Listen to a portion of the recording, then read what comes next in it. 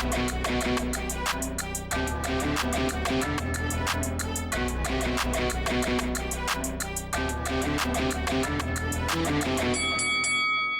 guys, welcome to Boxing Squared for boxing news and views from around the internet.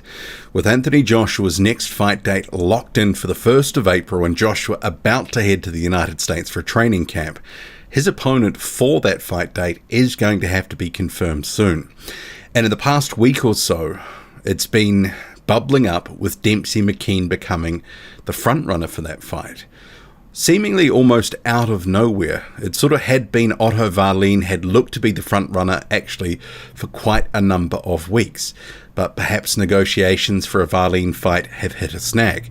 Because honestly, out of the two fights, I think I would rather see the Valine and Joshua fight. Otto Wallin has just done a little bit more than Demsey McKean, and also for the UK audience, because this will be a fight in the United Kingdom in London. Valine has a bigger profile than Demsey McKean. And interestingly, about a week or so ago, Demsey McKean actually came out and said he'd love that fight with Joshua, but that Eddie Hearn had told him he probably needed another fight of note, a win of note, to really secure that fight with Joshua. But seemingly things have changed, and perhaps that's because the fight date is going to be the 1st of April. They've booked in the date. They really have to get an opponent. I mean, maybe you could say that perhaps they're using Demsey McKean's name, floating it out there to try and get Otto Wallin and Dmitry Salita, his promoter, to stop faffing around and agree on a deal. Perhaps Otto Wallin had been asking for too much, and that has been a factor for the Dmitry Salita stable of B-side fighters in recent years. They want top dollar for their services. They wait around and try to get these big opportunities, and once they do, they get paid pretty decently. Jermaine Franklin, a recent example versus Dillian White.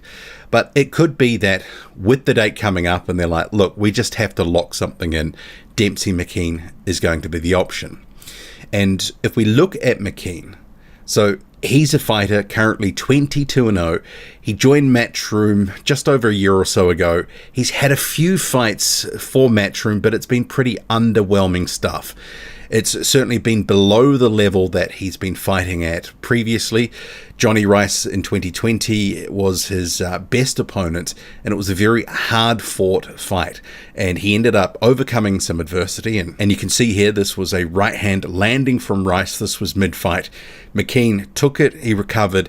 Ultimately, as Rice gassed later in the fight, he stopped Rice in the 10th and final round. So it was a good performance. It was one of those sort of fights that he needed.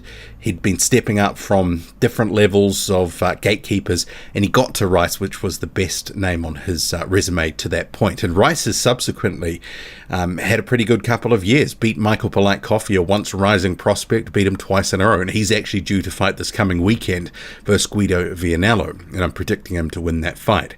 But McKean has dropped down. There was Bracamonte. More recently, you've had Patrick Court, an unknown German with a bloated record. It really was pretty pedestrian stuff. So to go from that level of opposition to Anthony Joshua, it's a complete chasm. But McKean, and he's made some comments, says that he really wants this fight. I'm one of the front runners for this fight, so hopefully this can be made. Obviously, it's a life-changing fight for myself. But going back to Hearn, and these are the comments that McKean just made a week ago. He said this. I think from a business side of view, like Eddie said, I think I have to beat a reputable name first to be able to land a big fight like that in a stadium fight, which is, I can completely understand. So something clearly has changed in that week, and McKean has become a viable option. If it pans out, it is a comeback and confidence building type fight, presumably for Anthony Joshua. Well, that's what it will be designed to do. Maybe it's not the sort of fight DAZN would have wanted, remembering they've invested a lot in Anthony Joshua, and Demsey McKean, outside of hardcore boxing fans, doesn't really have much of a profile, at least comparatively, say, to Otto Wallin, who was known more for his performance against Tyson Fury a few years back. But he's unbeaten. That is a sellable point. You can get Joshua stopping a southpaw, a big southpaw who's roughly about the same size. But I do think that a right hand or some hooks are going to be the end of Demsey McKean should he end up facing Anthony Joshua, potentially even an uppercut. I think we would see a bit more of an aggressive Joshua in that fight. And remember, styles make fights, and I think McKean, while he's a decent southpaw with decent skills, he's got a good straight left hand. He is there for the beating against a guy like Anthony Joshua. It's levels above where he's fought, and especially recently he's been facing relatively low-level opposition since joining Matchroom. It sort of seemed like maybe he was being built up for something for a big fighter in Australia, but maybe just needs must. That he is there, Johnny on the spot, he's in the stable, it's easy to make, it could be the fight for Joshua.